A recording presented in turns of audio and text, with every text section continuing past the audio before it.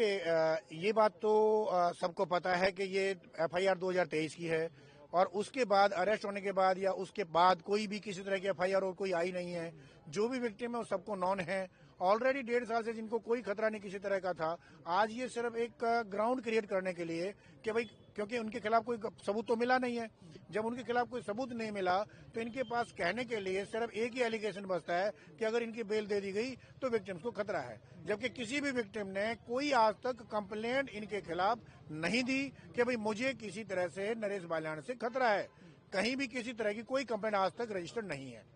तो वो शो करता है कि ये सिर्फ और सिर्फ एक ग्राउंड क्रिएट करने के लिए, अपोज करने के लिए बेल को ये ग्राउंड क्रिएट की गई है। सर आपने बड़े जोरदार तरीके से अपोज किया बेल को। आपका क्या ग्राउंड था कि वॉइस सैंपल नहीं है या कोई ऐसी थ्रेट की कंप्लेंट? वॉइस सैंपल का क्या इशू है? देखिए वॉइस सैंपल का ये इशू है कि आज तक पुलिस के पास सोर्स नहीं मिला है। जब ओरिजिनल सोर्स नहीं है तो कंपेयर साइंटिफिकली कैसे करेंगे? जो चीजें हैं वो एक टाइम्स नाउ के एक रिपोर्टर के पास थी, जो पिछली बार भी पुलिस ने उनको नोटिस दिया था कि भाई आप प्रोड्यूस करें ओरिजिनल सोर्स क्या है। ओरिजिनल सोर्स वो तब भी प्रोड्यूस नहीं कर पाए थे। अगर ओरिजिनल सोर्स नहीं मिलता है तो साइंटिफिकली जो वॉइस आइडेंटिफिकेशन है उसको वो कंपेयर नहीं कर पाएंगे। और इसीलिए ये बार बार ये कहा जा रहा है कि 1.5 साल से क्योंकि कुछ हो तो आए, इनके खिलाफ कोई किसी तरह का सबूत नहीं है। There is not even a single incriminating evidence against him. ये टोटली पॉलिटिकल मोटिवेटेड केस है और इसीलिए इनको फंसाया गया है। सर जो नंबर की बात आई कि भाई नंदू ने दिया और नंदू देश में नहीं है, थ्रेट जो दी थी नंदू ने दी थी एक्सटॉर्शन के लिए, तो क्या वो नंबर पुलिस आइडेंटिफाई कर पाई है उस तरह के? देखिए वो सारे नंबर जो हैं वो विदेश के हैं, यूके के ज्यादातर है। +44 का नंबर है वो यूके के नंबर हैं। और पुलिस ने पहले भी बार बार स्टेटमेंट दी है मीडिया में कि जी नंदू जो है वो यूके से ऑपरेट कर रहा है।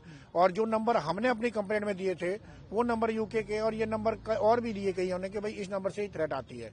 अब हम खुद विक्टिम है, हमें खुद प्रोटेक्शन मिली हुई है। तो हमारी 2022 में कंप्लेंट थी, जबकि ये एफआईआर 2023 की थी। फिर 23 में कंप्लेंट करी, कमिश्नर को क्या सबको कंप्लेंट करेगी। We are the victim. ये तो सिर्फ मैंने बताया ना, जैसे अभी आपको बताया कि पॉलिटिकल मोटिवेटेड है, इससे फालतू कुछ नहीं है। ना ही इनके खिलाफ कोई सबूत है, ना ही आगे कोई इनको सबूत कर पाएंगे कोई भी पेश। सर पुलिस ने क्या ये बताया कौन से दो विक्टिम है जिनसे कन्फ्रंट कराना है? नहीं, पुलिस ने आज उनका कोई इसी तरह का कोई डिस्क्लोज नहीं किया। वो उन्होंने, क्योंकि देखिए पुलिस के पास एक अपना हथियार है कि एक 161 की स्टेटमेंट लिख लेते हैं, चाहे किसी ने दी हो या ना दी हो।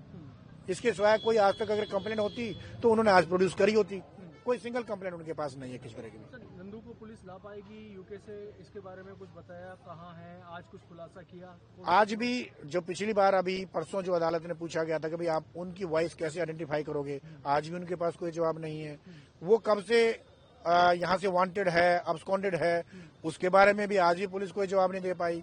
आज पुलिस उसको कैसे, उनके पास कोई वॉइस सैंपल नहीं है, कैसे उसको आइडेंटिफाई करेगी, आज ही पुलिस जवाब नहीं दे पाई। कोई पुलिस के पास जवाब है ही नहीं किसी तरह का।